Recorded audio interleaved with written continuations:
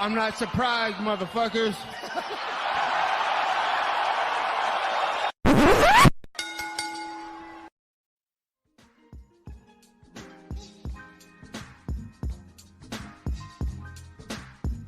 What is up, ladies and gentlemen? Welcome back to the Courtside Soundoff podcast. Once again, I'm Josh Evanoff. As always, welcome by the one and only man of the hour, too sweet to be sour. It is future Jiu-Jitsu world champion, Angel Ortega. Admittedly, not a whole lot to talk about this week. You know, UFC San Antonio went down over the weekend. We got Bellator 293. A bit of a low-key kind of card happening this weekend. We do got some news to go over, including PFL 1 coming back, Gamebred Boxing, some fight news.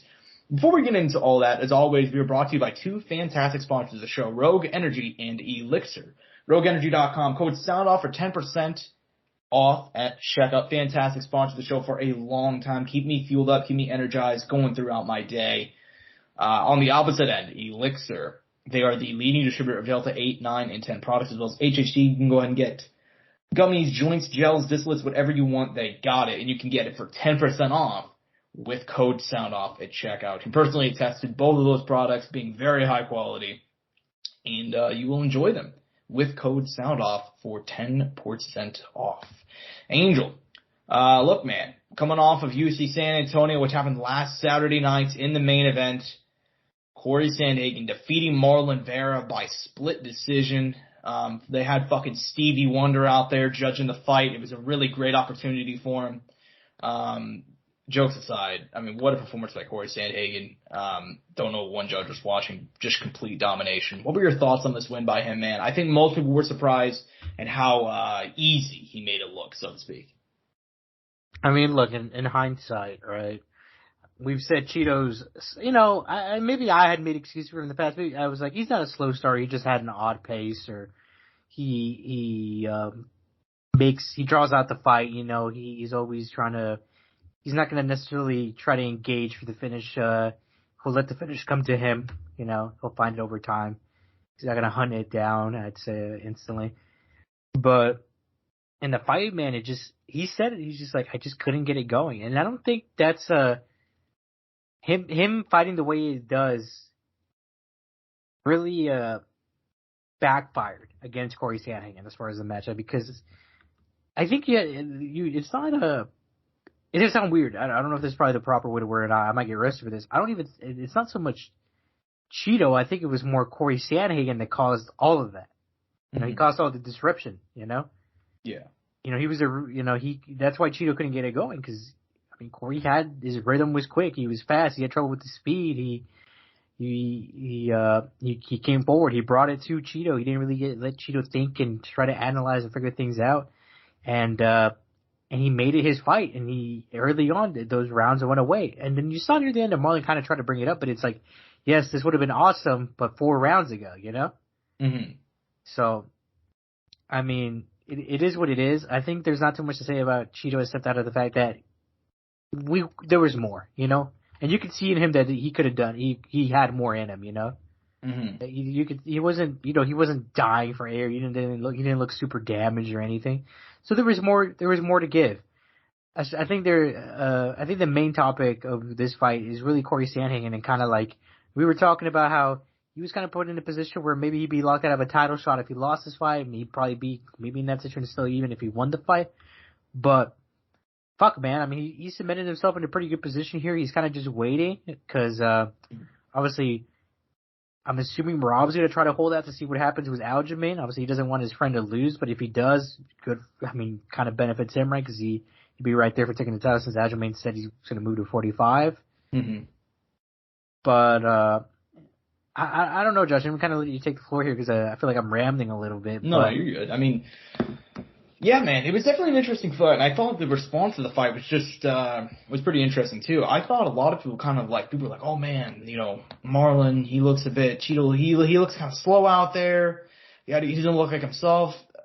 I don't think it's that. I think it's more that Corey Sandhagen's that fucking good. I think Corey Sandhagen's had a couple of fights now where it's like, you know, he had the Song Yadong fight. It was a doctor's stoppage. It was caused by a cut. It was close before that. He lost to Jan. He lost to Dillashaw. I feel like some people forgot how good this motherfucker is, man. That's essentially what it comes down to for me. And I think this is probably just a bad style matchup for Marlon Vera.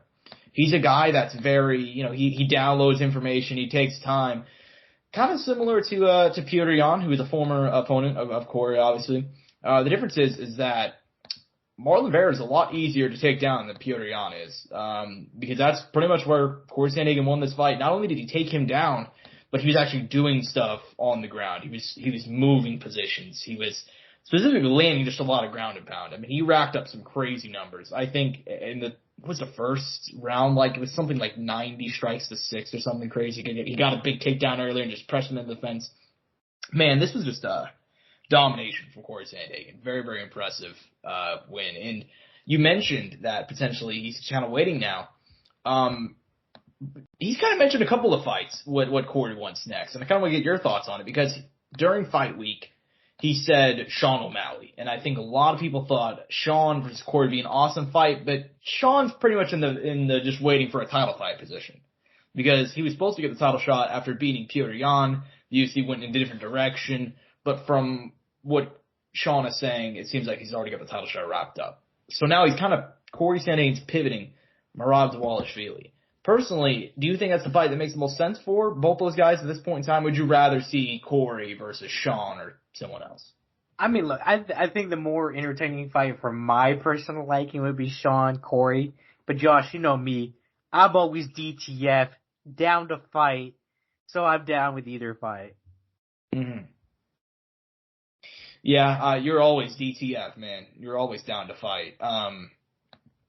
Personally, I mean, I'll come off as like a Sean O'Malley fanboy here, but I thought he just deserved the title shot anyway. I think like if you tell a guy it's a number one contender fight, you should probably just enforce that.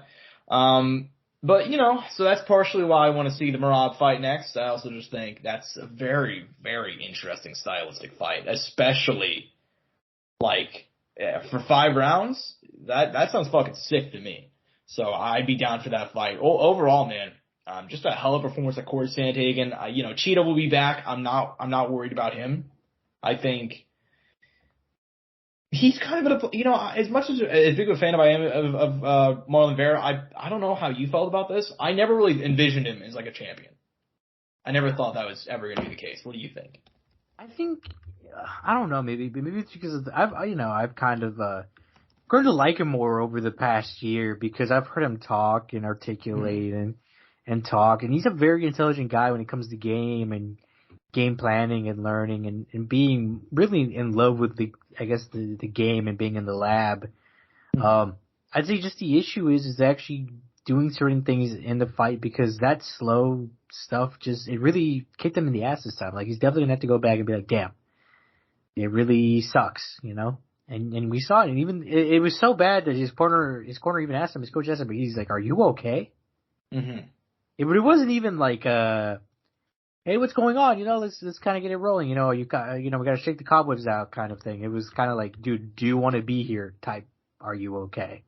Because it kind of seems like it's that off, and that was a very big issue. And look, for me initially, I thought, look, it's kind of typical of Cheeto fight. I think he'll pick it up here in a minute. He gave up the round. It is what it is. But it ended up being just a good, crazy Corey Sandhagen performance. But regardless, man, we'll see Cheeto again. He's a good fighter. He'll hold his spot in his division. And like I said, it was nice to see Corey kind of rally back, and we'll see him. I'd say hopefully soon. I think it'll probably be a while, but you can only hope, right? Mm-hmm. Yeah, and I think it's about enough time spent on the main event, but overall, hell of a performance of Corey Sandhagen. Excited to see him back and making some big moves in the bantamweight division. Speaking of bantamweight, the women's bantamweight, Holly the Preacher's Daughter home. Man, this may be a hot take, and I said it on Twitter. Like, I felt like ever since she lost maybe not ever since she lost the title, but at the very least since she fought for the title last in July 2019, I feel like she's consistently been by far the best women's 135-pounder not named Amanda Nunes. Am I crazy to think that? No, I don't think.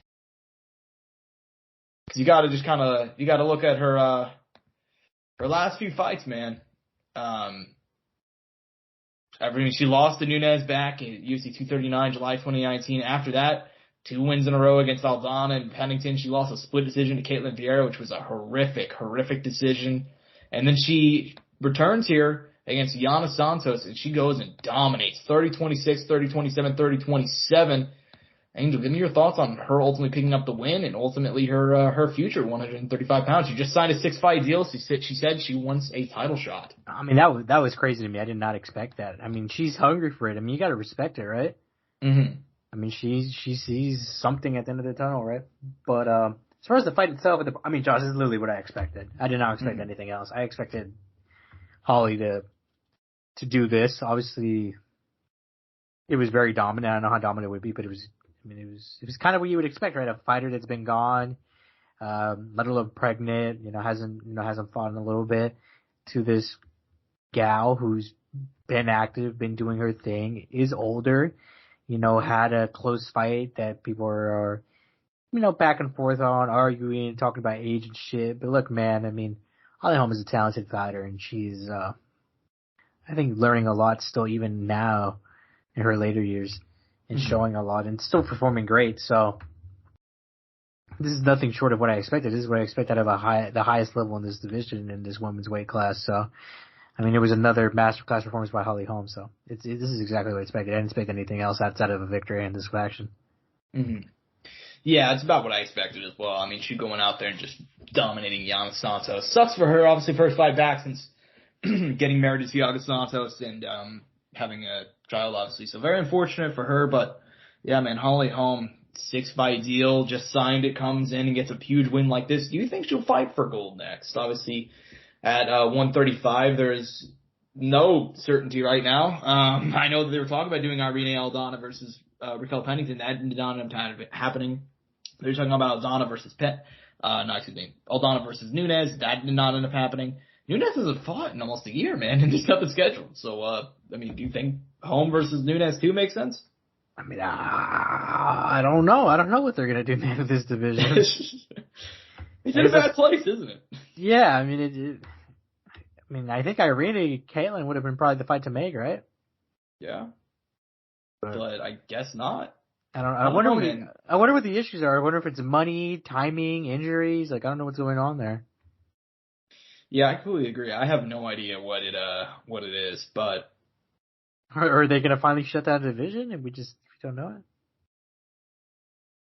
No, that's not gonna. It's 135 now 145. I mean, if they're gonna be shutting one down, 145, cutting the whole 4 fighters they have in the division.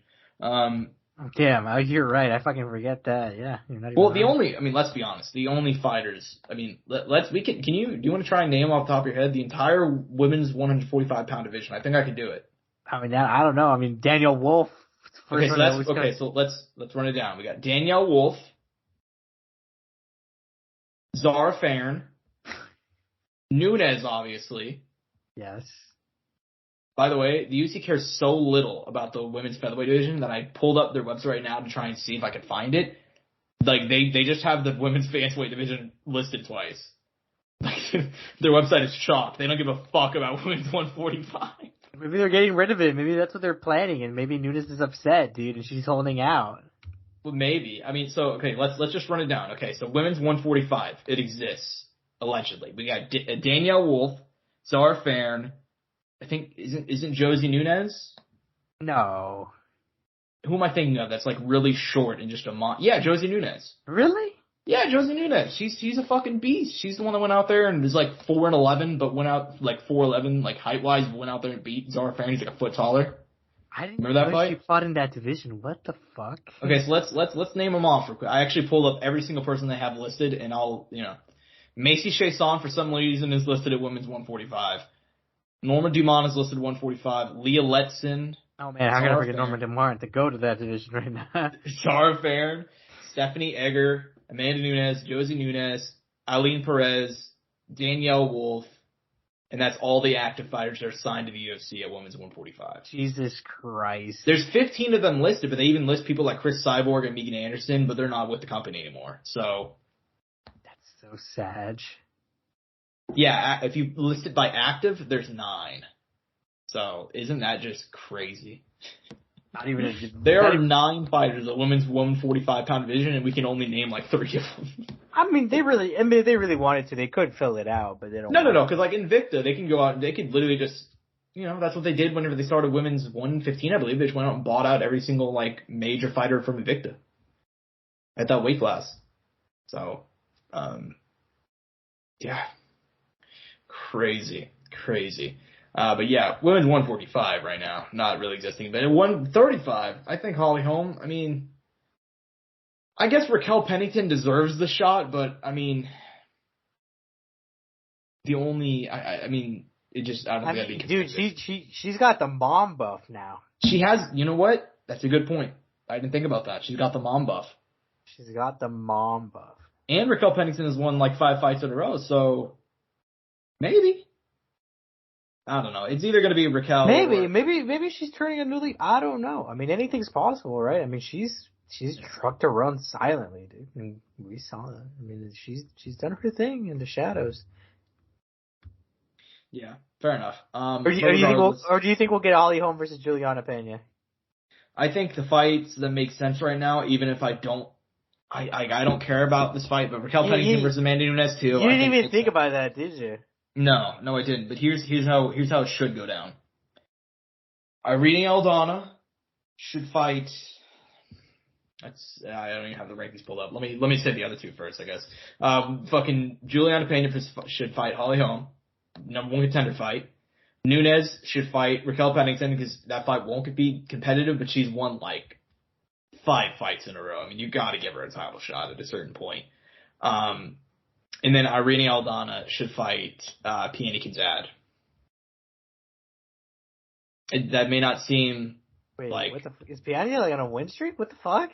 She's ranked number 7, and Aldana is ranked number 4, I believe. And they have not fought. Okay. They're actually, it's 5 versus 7, so that makes sense. Fuck it. At least as long as there's movement, right? Yeah, I mean... Yeah, that's how I feel about it. But anyways, man, I think we spent enough time on the women's 145 and 135 pound divisions. As far as the rest of the card goes, man, what'd you think about it? Obviously, we had Nate the Train picking up the win. I love that Nate Landwehr has been in the UFC for like 3 or 4 years now, and yet every time he gets on the mic, he's like, Nate the Train in the UFC, baby! Whoa! Like just every time, just what? Like, we know, Nate, you're on fight 8 now. It's like, I mean, what do you think about him picking up the win? I mean, good for him. I mean, he got a little bit of hype from his last fight, got a little bit of interest going, and he's kind of kept it going. I mean, and that's good. I mean, he was supposed to fight Alex Caceres, which would have been a ranked opponent, but I mean, they're really trying to push him, kind of see what his limits are. I think they should try to still get that. I really thought Alex Caceres deserved someone up in the rankings, but hey, man, if that's what they want to do, I mean, let it be. But I guess it'd be a fun opportunity for Nate Landwehr, and I think as far as a fight, entertainment-wise, I think it'd be a fun fight. Fair enough. Yeah, I mean, Nate Landwehr, I saw him talking about how he's a guy that UFC's looking for stars. He's got the fun fighting style. He's got the talk. He thinks he could be a star. Do you think Nate Landwehr is the next UFC star, Angel? He's gonna be right up there with Conor McGregor. I mean, I don't know, man, but he could definitely be a very entertaining guy who can turn at least some people's heads or bring some interest if he continues to fight the way he does and can be entertaining in the octagon and outside the octagon in some way. Yeah. Who knows, right? Like, I'm not going to say he can't be. You should never know. Mm-hmm. Yeah, fair enough. That's how I feel about it. I do think he's going to become like I don't know how to phrase this. I think he's going to become like maybe the next Diego Sanchez type guy. Really? Where just like everybody knows him. He's not champ. He's not even ranked, but like everybody watches him. What do you mean? Like maybe Sean Strickland type? You know? No, because Sean Strickland doesn't put on fun fights. I'm saying like a Diego Sanchez fight. Because Nate Landwehr puts on fun fights, and it's just a crazy guy. Kind of reminds, but he's not like into like crystals and shit. You know, someone compared him to Darren Elkins. It's a really good comparison. Except Darren Elkins does not talk nearly as much, so I get it. Which is probably a good thing. Yeah. But anyways, man, yeah, I like Nate Landwehr a lot, so we will see. But anyways, man, rest of the card, I mean, we got to go ahead and talk about a couple things. 2 split decisions. Albert Duraev defeating Chidi Njokuani. That one wasn't as controversial as Macy Barber defeating Andrea Lee. Man, Macy Barber has like a horseshoe up her ass because she's got unlucky on the end of some of these split decision wins, man. You know what I mean, though, right? Like she's doing something. She's definitely lucky. She's gotten like 3 of them that you're kind of like, come on, guys, you know, like Macy Barber, dude, she got a fucking. At least I could argue this one being close. But. Dude, if she's not going out there and doing like fucking, what is it called, Powerball, like I don't know what she's like. Because let's think about it, dude. Okay, so she had this fight where she won a split decision, including a 30-27 in her favor, which was just horrendous. Yeah, that's pretty bad. And then she also had Macy Barber. You had Macy Barber versus Marina Maverick, where she also got the nod it's a top like 3 worst decision ever. Like, I don't see how you can watch that fight and think Macy Barber won it. But she did. So, yeah, if you look up MMA decisions on that one. Was there another one in there, too, that she got, like... Okay, let me see. Was it... There's no one that she's had that have been a split decision outside of those 2. But she got the... But there's one where I don't think she got a split, but she still got the nod. And maybe, I mean, just according to MMA decisions. None outside of those 2. But even that 2, whenever you're this early in your career, is pretty odd. It's like how King Kenny and like Misfits got like 3 random decisions in a row, you know? Was it Jessica I won? I feel like Jessica, there was other... That fight was close, but I remember thinking Macy Barber clearly won it. There was another one in there, though. I don't know if it was Jessica I or Montana De La Rosa, though, but there was one of those 2, I think there's another one that people were kind of arguing for, too. So that's what I'm saying. She's had a little bit of... But look, as she goes up the division, though, it's only going to get harder, and those split decisions are not going to always come your way. That's true. That is true. So, I mean, what is she actually? I have the UFC rankings right now. Yeah. What is she rank? She's number 3 right now. So yeah, look at this: Amanda Hebos, Jennifer Maya, Lauren Murphy, Kaylin Chukagan, Jessica Andrade, Angela Fiertelli's not suspended for Shevchenko, Gross. I mean, yeah, those are all hard, man. Mm-hmm. I'm not saying the people below her aren't hard competition, but I could see her potentially winning those fights, you know? Mm-hmm. So, I mean, she's good. I don't take this the wrong way. Like, I think Macy Barber's really good. Like, that's not at all what I'm saying. I just think, like, it's kind of funny. She keeps on having, like... It is kind of crazy. I will say this, I do feel like she still needs to, like, polish up some stuff a bit. And, you know, obviously make these fights decisive. Because, like I'm saying, dude, this split decision shit is not gonna last forever. And we've seen people on the opposite end of it, like Angela Hill, who have been on the shit end of the stick, you know, where they don't get the nod. Mm-hmm. But there's gonna be a time where she's on that other end and she's like, damn, this is how it feels. Yeah, I mean, I don't know, man. She's interesting, and I think that as a prospect, she's interesting, but yeah, definitely getting on some people's nerves ever since she got in the UFC. And these robbing some people of money now. Yeah, not helping. But, you know, I want to talk about a cool moment on the card. Because I love this. Like, people have their things that they, like, love to see in MMA. Like, obviously, if you have, like, a favorite fighter like John Jones coming back, John Jones winning the title was, like, that made some people's year, right?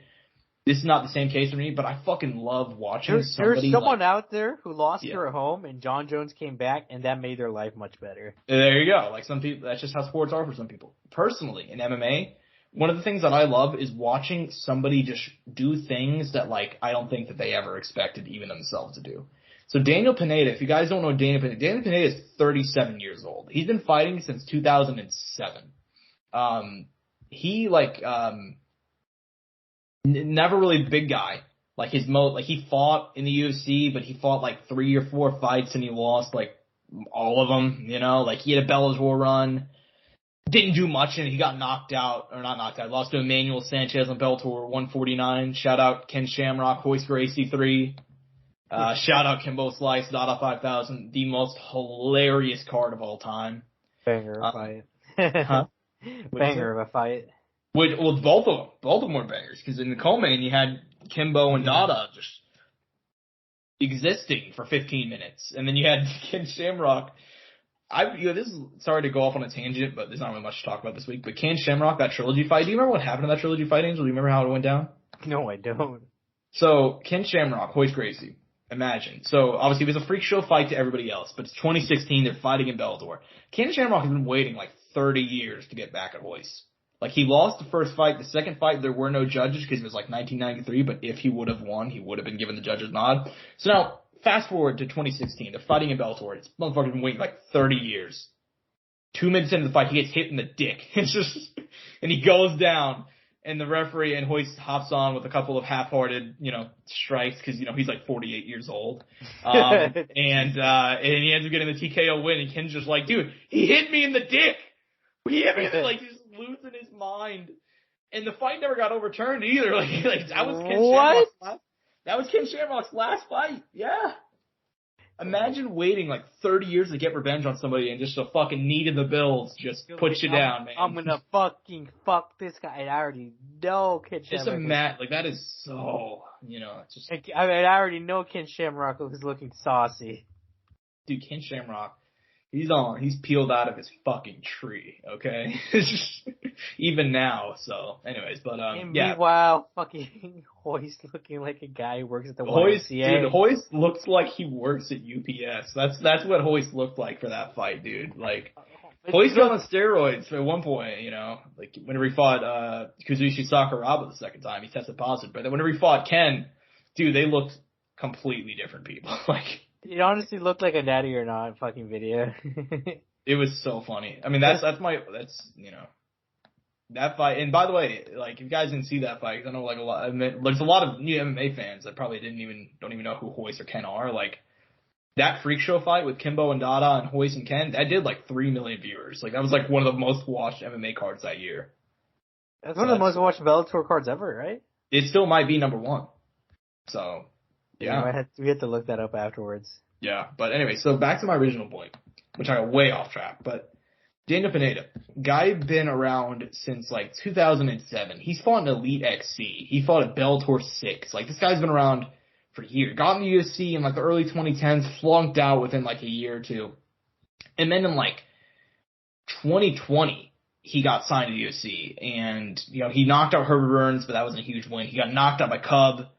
He had an eye poke against Andre Feely, and then just a guy. He faced Tucker Lutz here, and he goes out and submits him.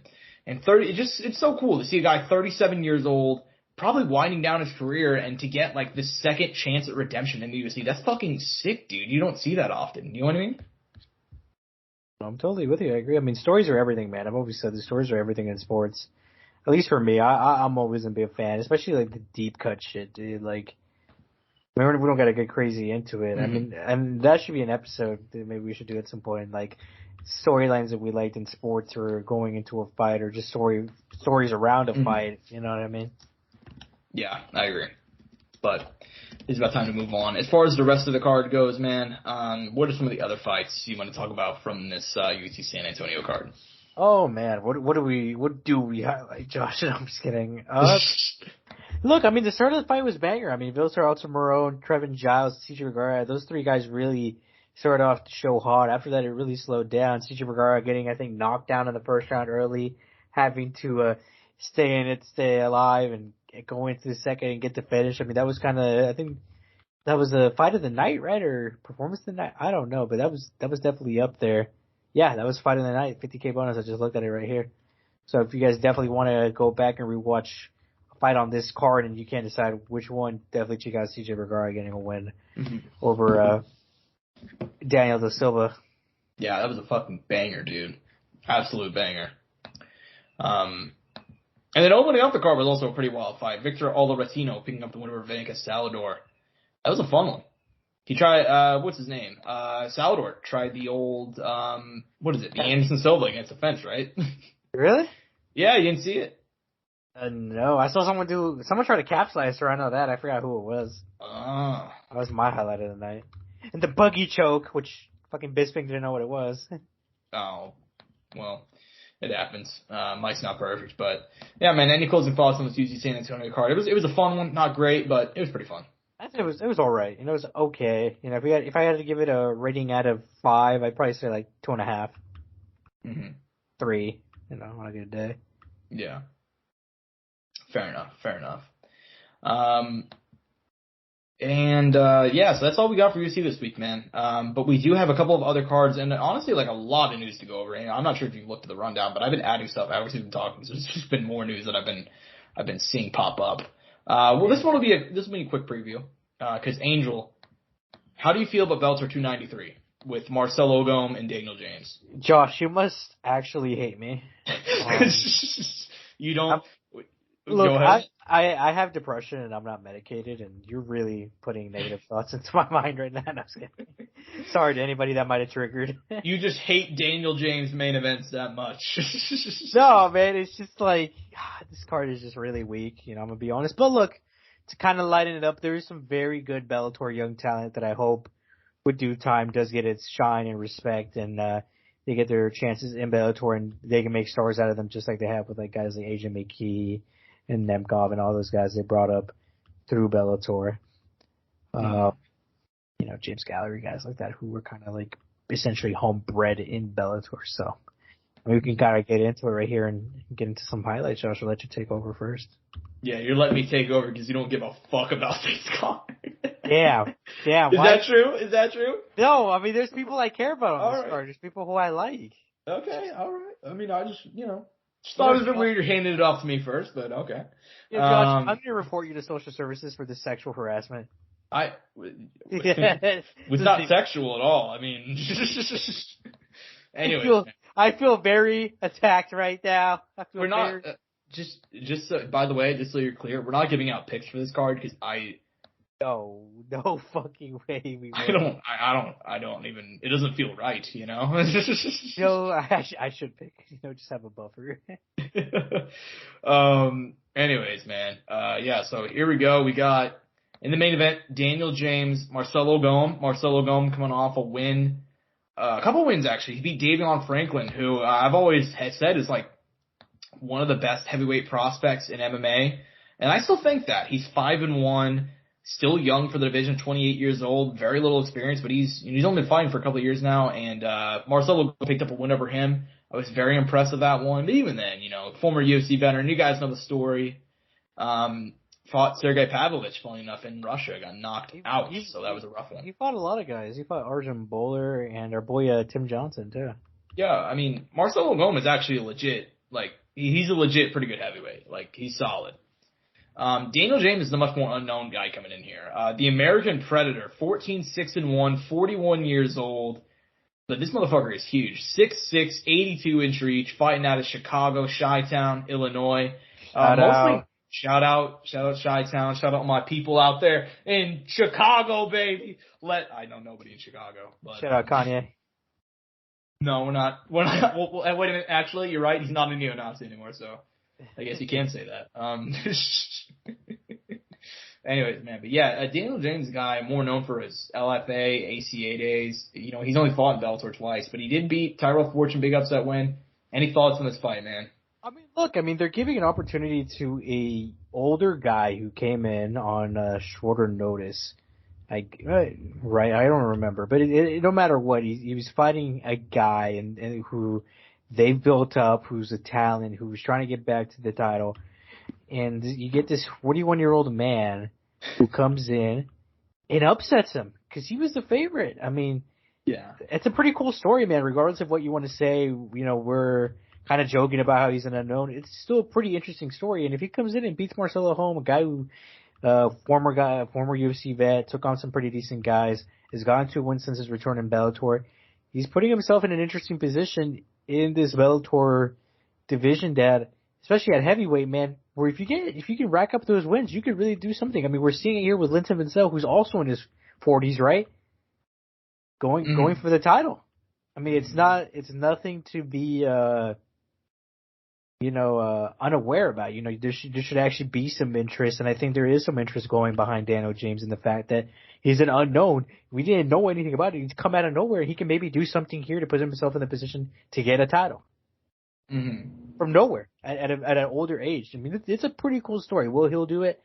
I don't know. We're not doing the official picks, but he has a tall task in front of him. But I think he has a good possibility of beating Marcelo Golm. I don't know who I would pick if we were doing official picks.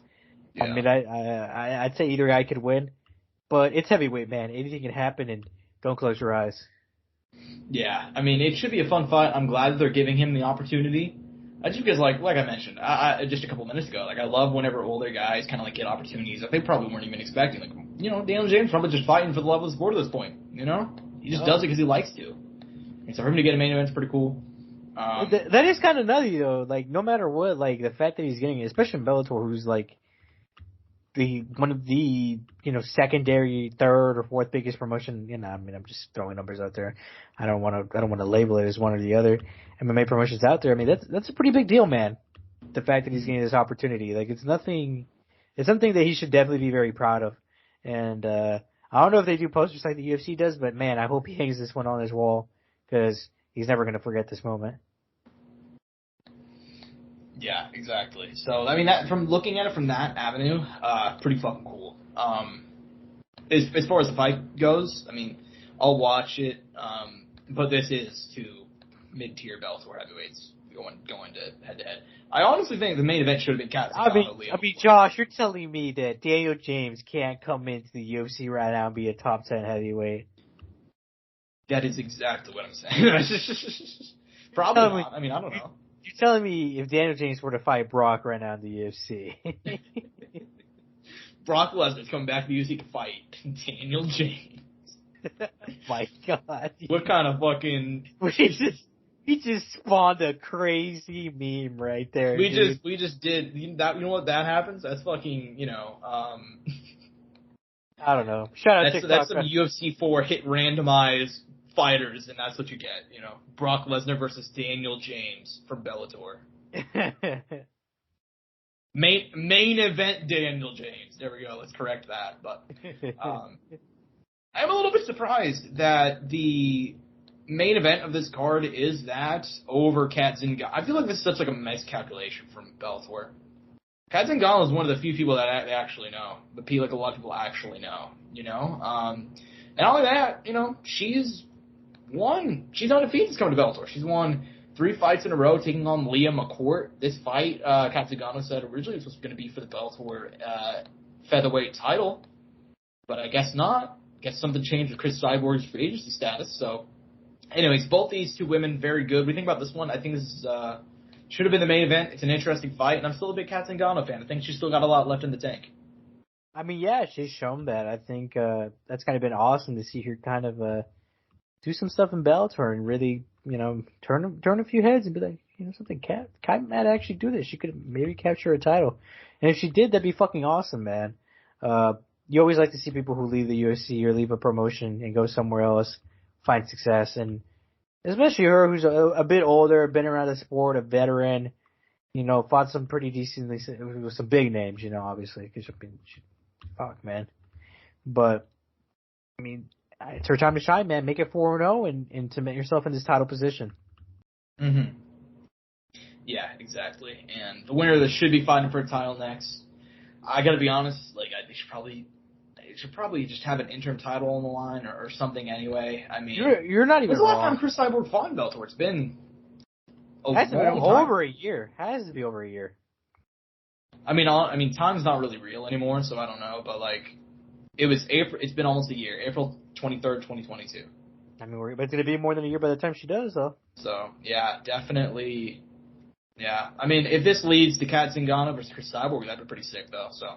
Yeah, keep man, hoping that fight will get made, but I'm DTF'd it. I'm down to fight. That's one of the few fights I really want to see in Bellator, you know, but just can't get it done. Anyways, as far as the rest of the card goes, man, I mean, John Salter, Aaron Jeffrey is going to be a middleweight banger. Make sure to tune in for that one. Aaron Jeffrey is a guy that I've had my eye on for a long time, and he's finally making some big waves over in Bellator.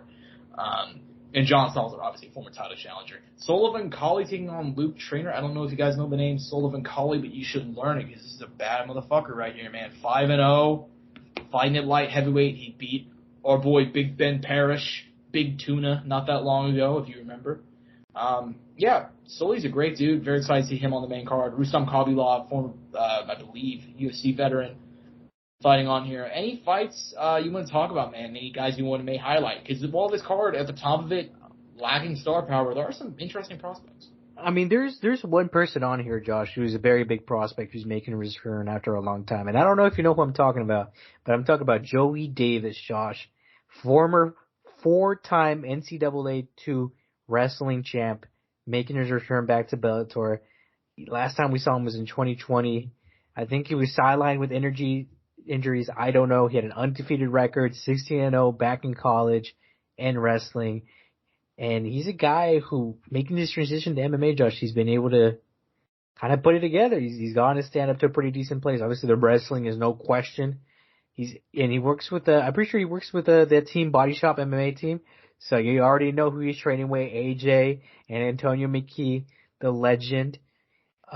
He's a guy who, I think when it comes to Bellator, he's one of the, he just has such a bright future, man, and I'm curious to see what he's able to do. He's 26 years old. He has all the time in the world. Some other young guys on this card, Lucas Brenda, obviously dad, I think also fought. Mentioned him before on the show. Jiu-jitsu ace, guy's super talented.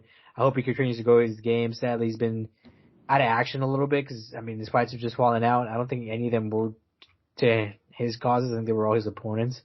Mm-hmm. But, that's just how it goes. And Lance Gibson Jr., I mention him every time, man. Dad, former fighter as well. His coach, who is now PFL fighter Julia Budd, his stepmom, and his head coach Lance Gibson Sr. will be in his corner, so that'll definitely be fun to see. He's always a fun to watch. And Christian Edwards, we've also mentioned in the past, so definitely a stacked night when it comes up to the young talent in Bellator. Exactly, and I'm glad you highlighted the best guy out of those bunch, in my opinion, Joey Davis. That motherfucker is a problem. That guy's a real deal, man. I think he has a very high, we're talking like, obviously, he's, in a way, they're kind of Bo Nickel. In a way. In a way. Yeah. Not the same, because, obviously Bo Nickel came from a NCAA 1 school, obviously, there's a lot of higher praise for those schools, and obviously NCAA 2 doesn't get much love a lot. But hey, man, MMA has seen a lot of great NCAA 2 wrestlers over the years who have become champs and stuff like that, so you gotta give them credit as well. You do, and yeah, man. And also think about it's interesting about Joey Davis, multiple-time national champion out of Notre Dame. But the thing about him is not only is he a great wrestler, he's showing some excellent. He is picking up striking, fucking impressively. He's got some crazy highlight reel knockouts.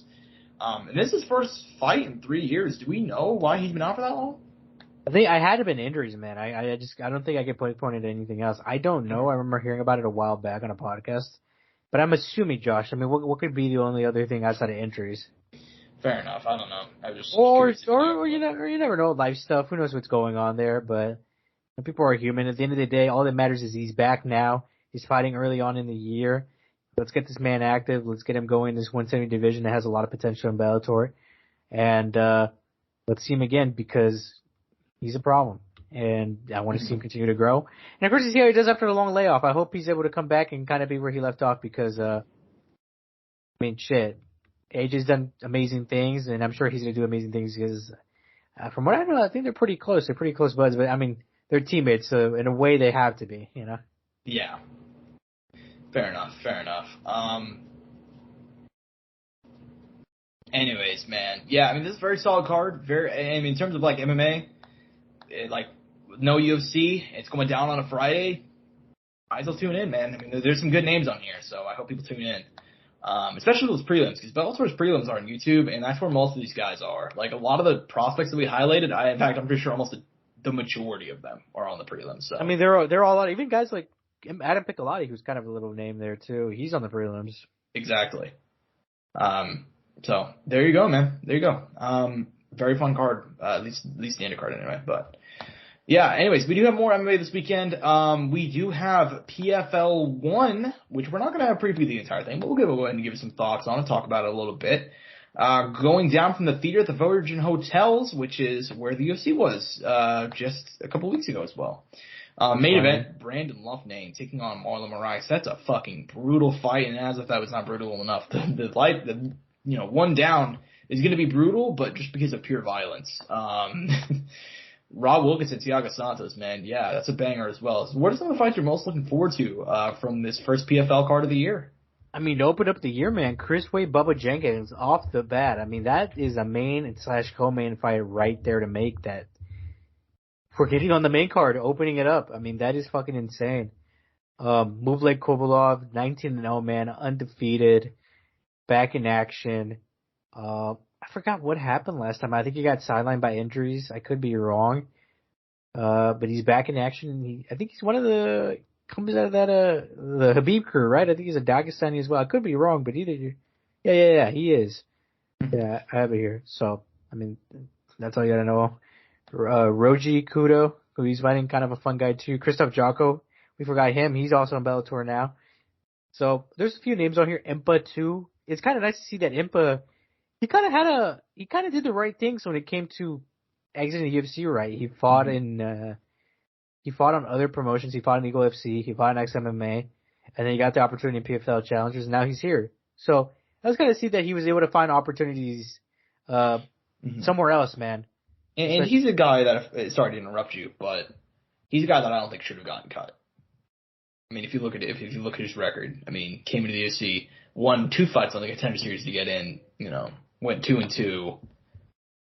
I don't know. I thought cutting him was a bit over the top. What do you think about that? I mean, I mean, I'm not going to disagree. Yeah, I mean, I'd say so as well. Fair enough, but yeah, I mean, I think you went in. I'm glad you highlighted him. I'm happy to see him here, and I agree, dude. I think he did everything the correct way, going through the PFL Challenger Series as well, which is like low key really entertaining. Like I don't know how well their numbers do, but I try to catch them whenever I can, and they're pretty fun, man. So. There's some names there too that people have known if you watch the sport somewhat regularly on a week-to-week basis and don't just watch the main card. Mm-hmm. There's people on there who've come through who try to get a contract, and even some people from Bellator as well. Exactly. So, yeah, man, definitely it's a pretty fun show, and there's some good names on there. As far as the PFL 1 card, I think you went and highlighted those names pretty well. I mean, obviously the top 2 fights are the big draw, but you got a couple of names like Christoph Jocko in there, Chris Wade, Bubba Jenkins should be a lot of fun. Overall, it's a pretty fun card. I mean, PFL, they're going to do that thing throughout the year where they're going to have fights on Thursday for some fucking reason. But this one's on a Saturday, and if you got nothing else to do, you should probably tune in. I mean, they're doing a good day to do it on a Saturday, though, because obviously no UFC, so they're doing the right intelligent thing here and taking advantage of that. But I feel like they should really move to Fridays and compete with Bellator. And even then, Bellator doesn't throw a card every week, so I don't know. Mm-hmm. I feel like they could be a little bit more competitive with their placing like that. But it's just a thought, man, and hopefully, obviously, no Kayla this year in the tournament, and we're going to see how that is, Josh. That's going to be weird, and wondered how that's going to affect the ratings or if it affects it even at all. Mm-hmm. Yeah, I mean, we'll see. But, yeah, man, it's about time to hit some news because you've got a whole lot of it. Goddamn. Gamebred Boxing is happening this Saturday. Obviously, Jorge Masvidal, man. You got to give the guy credit for kind of his quiet business moves. I know that he had that. What is that? I don't even remember what drink it was that he got sponsored with a while ago. It was like a beer or something, but he had that. He had his own bare knuckle boxing promotion. He has his own MMA one, and now he has his own boxing one, and they're kicking it off with some big ass names, man. I mean, in the main event, Roy Jones Jr., Anthony Pettis happening at, I believe, 200 pounds. It's going to be a professional fight. Roy Jones probably going to, it's going to be a tough one for old Anthony Pettis, man. But there's other fights on the card as well. You got Jose Aldo, Jeremy Stevens coming back. They got a couple of other Jacare taking on, I believe, Vitor Belfort. There's a couple of big names on here, man. So what do you think about this card? I think it's going to be very interesting to see kind of the response to this, because this is not a boxing versus MMA card like we normally see. It's almost entirely MMA fighters. I mean, it's fun. It's letting these guys kind of do something they've wanted to do for a long time, but against each other. So they kind of are, to an extent, on the same playing field, I guess. For those who are prepared, obviously, Jacare and Vitor is kind of a little head scratcher for me, but that's just my personal opinion. But, hey, man, if that's what they want to do, then fuck it, right? They're their own men. Who am I to judge? Mm-hmm. Yeah, fair enough. Yeah, I think it's an interesting card. I'm curious who's backing this whole thing financially, because, does he have the money to pay? I guess like a lot of the MMA fighters, he's probably only paying Roy Jones back, if I had to guess. I mean, sponsors, and then the fighters get their own sponsorships as well. So Yeah. there's a lot of that. I mean, in terms of, the fight, though, like... And outside what do you think? investments, too. I mean, it's cool. I mean, to me, it's essentially a fucking exhibition. Yeah, but it is a pro fight, though. It's a pro fight, but it's not just a glorified exhibition. Fair enough. Pretty much. Pretty much, but... I mean, I would hope so. I mean, shit. I mean, if... I don't know. I don't know what's going to happen if Anthony Pettis goes out there to try to kill our boy, Roy Jones Jr. He might get a rude awakening. Mm-hmm. Yeah, right. I mean, I think Roy Jones he's gonna fuck up Anthony Pettis. I feel like, Roy's old, man. Like, how old is Roy Jones? Roy is like 6 years away from 60, bro. Like, he's 54. He just turned 54. So, yeah, he's old, but I still think he's gonna fuck up Anthony Pettis. I mean, Anthony Pettis has never boxed before, dude. Like, I know, but that's pretty up there, though, Josh. Though. Yeah, but he's a lightweight, though. I mean, I know, but still, though, I don't know. It is kind of crazy though, because it is 8 rounds. Yeah. Well, that's exactly the reason why I think it's partially going to be so easy for Roy. I don't know. We'll see. I mean, Roy's older, man. I mean, age is a factor. It catches up to everybody. Yeah, that's true. We'll see, though. We'll see if he goes out there and gets a big fucking win over Roy Jones, who knows what Anthony Pettis, that opens up a lot of doors for him. No, you're not wrong. I mean, we'll see. I mean, like I said, I feel like in some ways it's going for an exhibition, but I don't know. We'll see on the night of, though, what they actually do, because that's going to be really what matters there. I agree. Anyways, man. Next up on the agenda, Rafael dos Anjos, former champion. One of the greatest lightweights of all time, man. And apparently he's winding it down. He's come out and said, I got 7 fights left on my UFC deal, which is a lot. So It's not like he's going away within the next year or anything. But we do now have like a timer, so to speak. 7 fights at 170. And then he's going to retire and open up a gym. What do you think about Rafael dos Anjos ultimately announcing? Because it's kind of rare that you see a fighter actually do this, where they come out far beyond when, they're actually going to retire. Because Glover said he was going to retire, but he had like 2 fights, Like, there's certain times where guys will come out and announce it, but they don't do it with 7 fights left. So what do you think about this? Man, I don't know if he's going to finish those 7 fights, Josh. That's one of the first things. But, I mean, if he does, I mean, that's quite a bit of time, man. That's at least, I'd say, 4 years. Mm-hmm. At minimum. And I mean, that's with the hope that he's fighting like 2 times a year, Mm-hmm. And he is 38. That's the thing. So, I mean, he'd be in his early 40s by the time he'd be done, in theory. Exactly. Unless he has a fucking crazy year where he fights 3 times. Maybe. I mean, shortest fight, doubtful. Yeah, I mean, we'll see. I don't expect to finish out this deal either. But I know that if there's a guy that's going to do it, it'd probably be Rafael dos Anjos. I mean, this guy has been fucking. I mean, he's still out here doing this. He's still like a top 10 guy in his late 30s. I mean, his longevity is not discussed enough. I mean, it's not just that he's still fighting and that he's 38, but he's been fighting and he's 38 and he's been fighting since he's been like 20. So, I mean, he's had a lifetime of this shit. So I don't think he'll make it, but if there's going to be a guy that's going to make it, it's going to be him. You know what I mean? What an absolute stud, dude. Yeah. 100%. But stud muffin. Anyways, man, next up on the agenda, potential rematch in the works. Cody Garbrandt coming off that big win over Trevin Jones. Apparently he was offered a rematch with Dominic Cruz, UFC 290.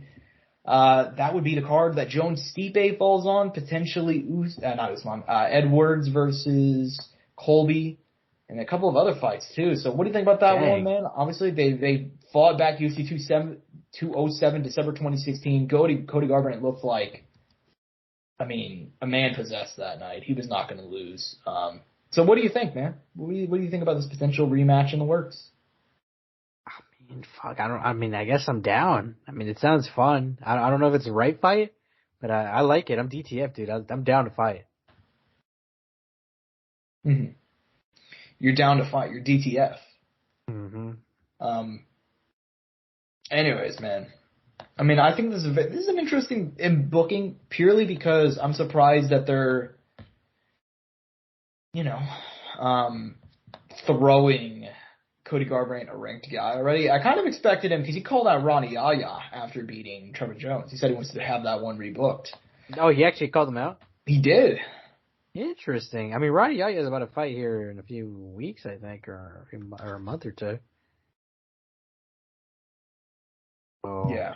I mean, I don't know what's going to happen there with that. I mean, I guess it could schedule it, but you're not wrong. I mean, the Cody Garbrandt name still carries something to it there, Josh. So I think that's the other thing the UFC is trying to capitalize on too. Especially that I think they realize Dom Cruz doesn't. His days are probably limited as well. Mm-hmm. So they want to take advantage of that and see if they can pump Cody before Dom heads out. So I don't know. I mean, that's just my theory, but I could be wrong. Yeah, maybe. I mean, we'll see. But I mean, I think this is an interesting booking. Obviously, we don't know if it's going to happen yet because might not even happen. Regardless. Anyways, man. Next up, Sean Strickland, potentially 205 pounds. Angel, I want to get your thoughts. He said that there's nobody at 185 for him to fight right now. That's what the UFC told him. So he called out Dominic Reyes. Dominic Reyes, who's been this poor fucking guy, man. I mean, Dom Reyes is one of the few fighters I legitimately just feel really bad for. So what do you think, man, about this potential fight? Obviously, there's nothing about it being officially in the works, but I mean, it kind of makes sense. I guess. I mean, we were kind of looking at the rankings earlier, and Sean really doesn't have a lot of options unless he fights down, which I guess was something I didn't really think about.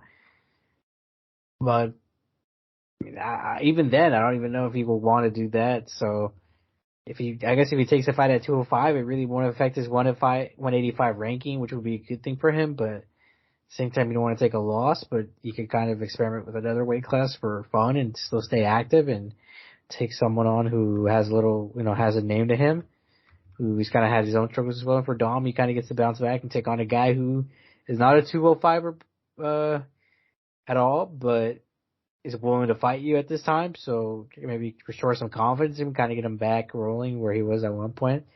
So I mean, there's some upside to it, I'd say, for someone. I think it benefits Dom more a little bit than it does Sean. I mean, I really don't think there's much of a loss for either guy, and I don't think there's much of a win for either guy either. So I guess if they want to do it, they can, but there's not a lot to gain from this. Mm-hmm. Yeah, fair enough. I mean, I don't think Dom Reyes should take this fight. I mean, I understand kind of the perspective. I mean, he's fighting a guy that's 185 or who used to be a 170 or doesn't have big punching power. It also doesn't help him anyway either. And it also looks really bad if he loses. So, and given the fact that, I mean, this guy's been knocked out 3 times in a row, I mean, yeah. I don't really like that booking for Dom Reyes, but we'll see, man. I mean, Sean Strickland, he's being active, man. I mean, he fought in December, fought in January, trying to get back in there already. It's only March, so he's doing it the right way. I'll give him credit.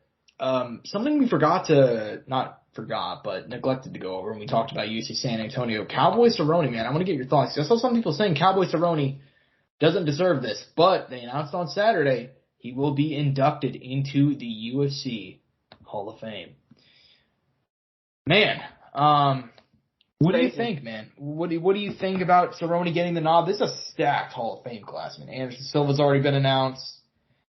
I mean, Jesus Christ. What do you think about Cerrone? Jose Aldo as well. Jose Aldo, excuse me. There you go. So there's another one. But what do you think, man? I mean, it's a cock-throbbing class, man. I mean, Jesus Christ. Can you stop talking about dicks? You just I mean, it's just stacked, dude. It really It's always skits and bits, man. It's always skits and bits. I mean, I'm pretty sure this is the first time I've said anything like that during this whole podcast.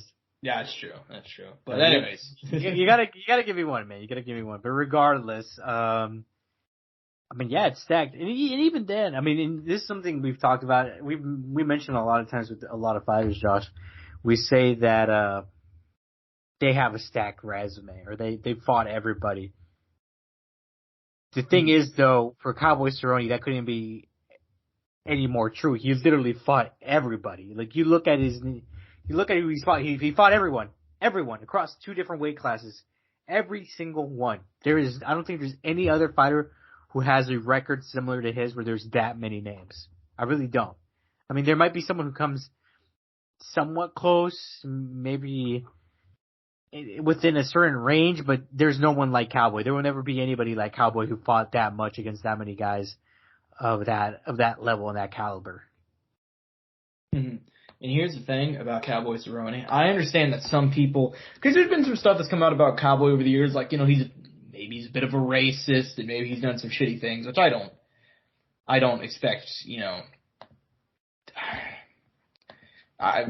this may come off a bit of a hot take. I don't expect a guy named Cowboy to be the most, socially progressive guy.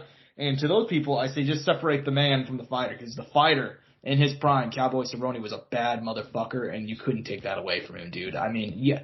Did he lose a lot of fights at the end? Yeah, he lost a lot of fights at the end, man, and that sucks.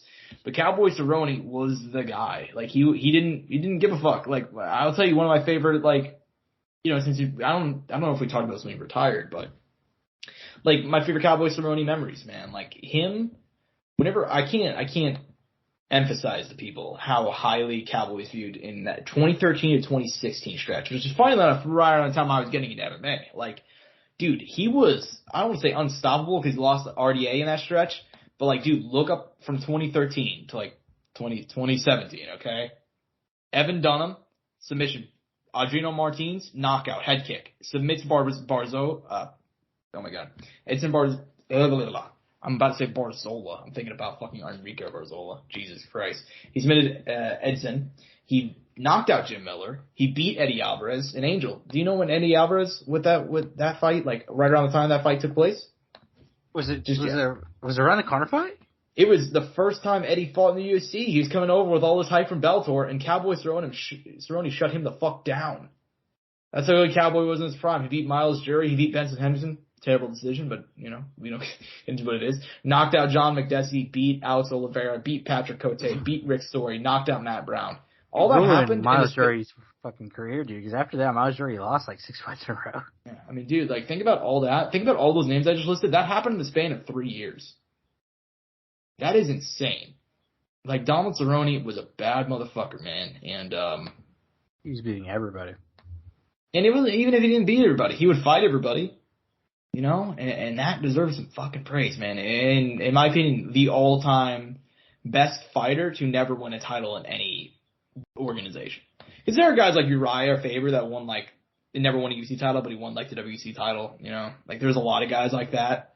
I think Cowboy Cerrone is probably the best to never win anything. He didn't win one in WC, he didn't win one in UFC. He fought for the belt multiple times, though, and he's an all-time great. So if you don't think he deserves to be in the Hall of Fame, you're probably fucking insane. Yeah, I mean, some people are like, bro, he's a journey. Even people that are respectable. It's he's a fucking, he's a journeyman. He's yada yada yada. It's just the thing is, how is Cowboy? I don't think Cowboy is a journeyman though. You know who he's similar to, but not. He's like a Gabriel Rosado in boxing, I'd say, in a way. You know what I mean? Mm-hmm. Except he's not necessarily welcoming young talent, but he'll fucking fight anybody. Oh, man, I love me some Gabriel Rosado, too. That's actually a really great comparison. Yeah. Yeah. I mean, he's yeah, you're fucking welcome. I mean, shit, the records are kind of similar, too, man. I ain't finna lie. They are, and they're both guys that'll fight at any weight class, either. They just don't give a fuck.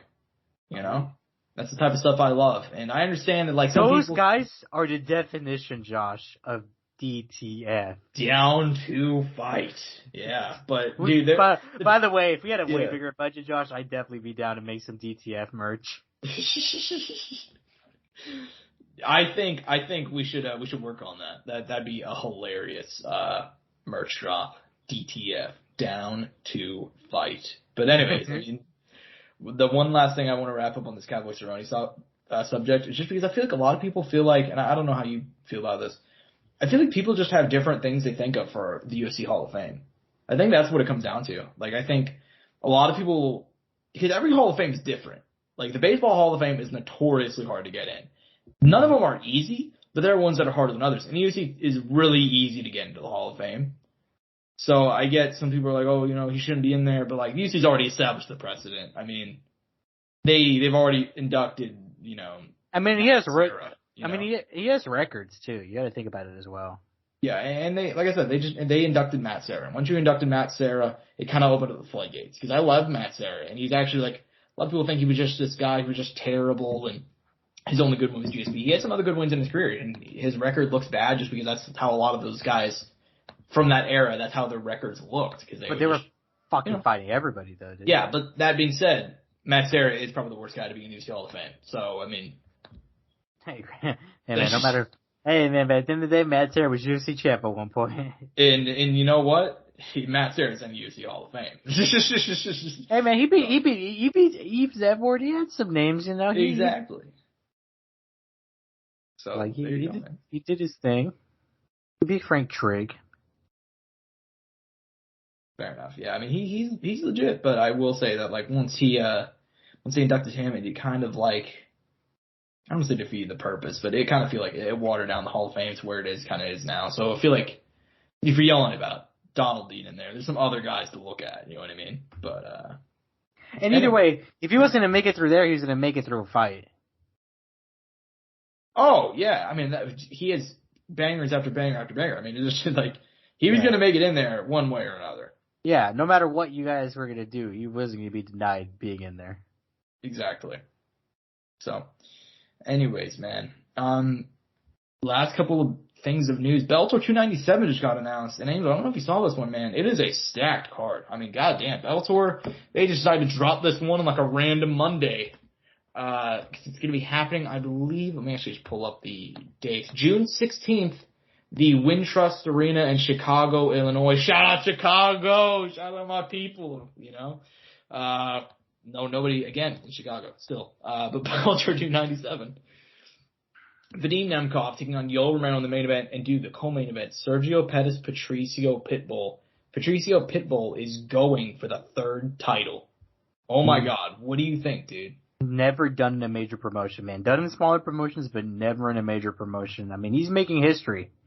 He's putting himself in a goated conversation if he does this. Whether or not you like it or not, Patricio Pitbull will put himself in the history books if he wins this fight. And even if he does it, he'll still be there for trying to attempt it.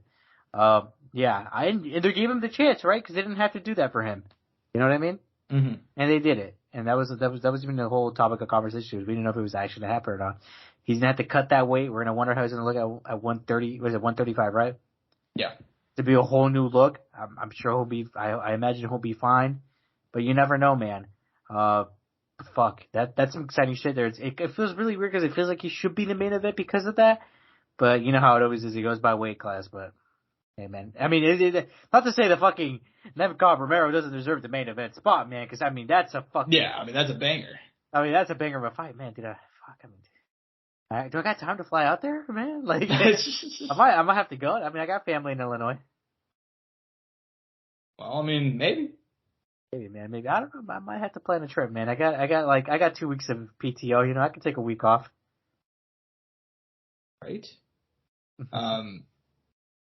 Yeah, but anyways, it is a stacked card, and I think that Sergio, this does kind of fucked up. This does kind of fuck up the Bantamweight Grand Prix, kind of. But I'm kind of cool with it too, though. I mean, those guys still need to fight, and there's still going to be some time in between that. So it doesn't matter because anyways, that guy was going to have to fight Pettis or the winner of this fight now. So it really doesn't affect too much, Josh. In my opinion. Mm-hmm. No, I agree. It is a bit, I don't know, man. Because Stott's mix is going down. It just kind of feels, no. Well, don't get me wrong. The time wise makes sense. I'm just more saying it kind of devalues the whole thing. Although it kind of devalued the second Sergio left it, so. Yeah, but I mean, at the end of the day, no matter what, this person went all the way through the tournament and is going to still get their shot at the actual title because they have the interim title right now. Rafael does.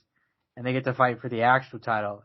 So, I mean, I don't think it really defeats the purpose because they still get to fight for the title. Mm-hmm. Obviously, it feels weird because the title will be fought for in such short time as well. You know, I get where you're coming from. Yeah, fair enough. Overall, though, banger of a card. Very excited for this one. And last bit of news, man. We got to go ahead and talk this one just because it got made official. But, yeah, man. I mean, KSI, who has been out of action since January, knocked out FaZe Temper. And he will now be having the biggest boxing match of his career. He's be taking on the undefeated 9-0 Joe Fournier. He was some WBA regional champion. I don't care enough for the title. I think boxing belts are bullshit. But anyway, so yeah, I mean, he's undefeated. He does have a good record. He has been boxing for a long time. This is the first time. Will the YouTuber be able to defeat the professional boxer? We already saw Jake Paul attempt it. I mean, JJ already did it, man. He beat our boy. Oh, don't do that. You know. Come on, Josh. You beat Luis Pineda, man. That's a pro boxer. Yeah, I mean, you're right, you know. He did, man. He did. 2 fights in one night, man. Could have been 3. Yeah, I mean, I don't know, man. I think, but as far as the Joe Fournier fight goes itself, like, what do you think about the actual booking itself? Do you think this is the right fight? I know they're talking about Woodley and they're talking about this guy and that guy. Is this the right one? I mean, I like it, man. I think this could be his equivalent of a Woodley, an older guy, but this guy has boxed, has some experience. You know, he's been under some level of pressure before. You know, he has a little bit of value to him, I'd say. I mean, I'm down. It should be a hard fight for JJ, but, you know, let's see if he can get it done, man. I mean, there's no playing around, and I mean, at the end of the day, Jake's record's already been tainted, so it's not going to matter anyways if they go in with undefeated records or not. Mm-hmm. Yeah, no, I agree. I think it's probably the right booking. I mean, I think it could be fun. I think Joe Fournier has been a guy that's I don't want to say weaseled his way into this YouTube boxing thing because he's not like an established boxer to begin with, you know? He was a businessman, if I remember correctly, and he sold like a business and eventually got into boxing like his mid-30s, but he is 9-0. You know, I think it'll be fun. I think it's going down May 13th, Wembley Arena. And we should get together for that one. That could be fun. That'll be like an afternoon card. Oh, wait, on God? Yeah, why not? It'll be like $10 too. That's the reason why. But wait, yeah, actually? That should be we'll talk about it after. Is it on a Saturday? We gotta figure that out. Yeah, it's a Saturday. It's a Saturday card. But yeah. Anyways, I am yeah. I mean, in terms of this fight, I saw something on Twitter. It wasn't anything important, but I just got confused by it. But anyways, yeah, this fight between KSI and Fournier, I mean, I'm reasonably excited for it. I think this is the logical step for JJ. I think there's something in the works with Jake Paul. I feel like something weird, you know? I don't know if it's Floyd, but it's not Tommy. And we know it's not JJ either. Because Tommy did an interview recently where he talked about his next fight, and he said, whatever my next fight is going to be much bigger than Jake Paul. So there's something in the works there. And JJ obviously is going to be fighting Joe Fournier. So Jake Paul, Floyd Mayweather, maybe? I don't know. Question mark? I don't know. I mean, I don't know who else he can conceivably fight. I don't know. We'll see. I mean, I don't know. I don't know what's next. I think we're just going to be sitting here like sitting ducks and waiting. Mm-hmm. Yeah, I guess so. But anyways, man, any closing thoughts on that fight or any other news before we go ahead and bounce out of here, man? No, man. I mean, I'm just really excited to have MMA back next week. Obviously, fucking big card, pay-per-view. Israel Adesanya back against Alex Bahia. Title on the line. Co-main event. Gilbert Burns versus Jorge Masvidal. Potential title implications on that to an extent. We don't know yet. But, fuck, man. I just want it to be next week already. God damn it. Let's go. Yeah, man. Well, you said there's a big card, but I mean, we have Bellator 293 going down. I mean, I don't know why you're... Just like Josh, I'm going to throw $500 on Daniel James, and he fucking... $500 on Daniel James. I'm blaming you, Josh. I'm blaming you. All right. Well, you can do that. And next week, you guys will be sure to tune in to see if Daniel James took home the win. Next time on Dragon Ball Z Kai. No, but Anyways, man, hope you guys enjoy the show. I'm at Josh Evanoff on Twitter, at Angel Ortega _01, at Courtside Sound for all things related to the show on Twitter.